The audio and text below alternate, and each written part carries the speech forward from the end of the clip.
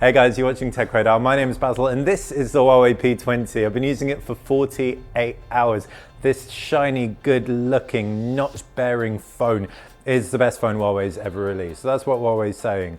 In 48 hours, I'm inclined to agree. You've got a 6.1-inch OLED screen taking center stage, 24 megapixel front camera, face recognition and a fingerprint scanner as well. It's also available in this really swanky cool color. In fact, you've got two of these kind of weird gradient colors, one from blue to purple and one from pink to peach. It's really nice to differentiate it from a design point of view to all the other smartphones on the market.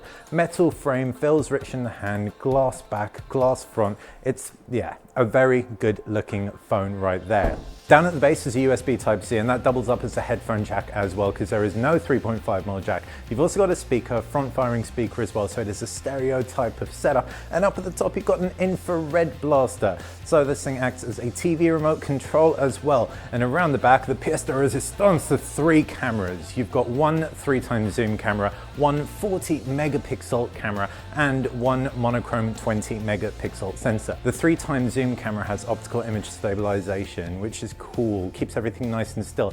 But Huawei also introduces something called artificial intelligence stabilization into the mix. Now, when I heard about this, I was very wary, but I can confirm whatever it is, the magic that goes into it makes it work very well. This has the best stabilization when zooming in on an object I have ever seen on a smartphone in my life. While it's early days, that's a statement I can categorically make. Up to 5 times zoom looks incredible. You can also shoot up to 40 megapixel still images, and if good light is available, I'd recommend you do it because you can zoom right in and make multiple pictures from the images that you shoot. But by default, it sticks with 10 megapixels using a technique called oversampling. If you haven't seen my camera explainer video, check it out. It explains what's going on and why. It's probably the way you'll want to shoot most of the time. There are a ton of modes that tailor the images to look a certain way. If you're shooting images of food, if shooting pictures of faces, it processes the images very heavily. This could be good if you just want to take a picture, leave it on your phone, never mess about with it.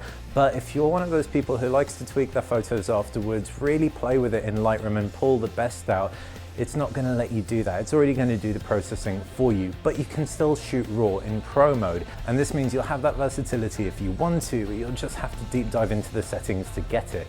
There's also a 960 frame per second slow-mo here, and it worked nicely. 720p isn't the highest resolution, but it's much easier than the Sony one in terms of its user interface, and as you can see by the on-screen video, it manages to stop raindrops in their tracks. In terms of the hardware, power under the hood, you've got a Kirin 970 with 6GB of RAM, 128GB of storage. No SD card, but you probably won't need one with that much space. You've also got dual SIM cards as well. As for the user interface, it runs Android 8.1 with Emotion UI 8.1. There have been a couple of Emotion UI issues, but this isn't final software just yet, so I'm not going to hold it against Huawei. Generally speaking though, like thus far, I'm super impressed, not least of all by the battery. 4000 milliamps of juice in here means you get more than any other flagship phone on the market, aside from the Huawei Mate 10 Pro. And it's unsurprising that even in early use, it's managed to easily last a full day.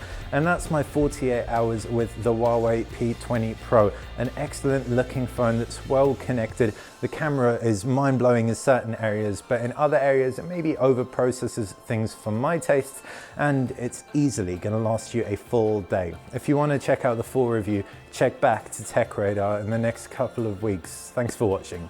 Bye.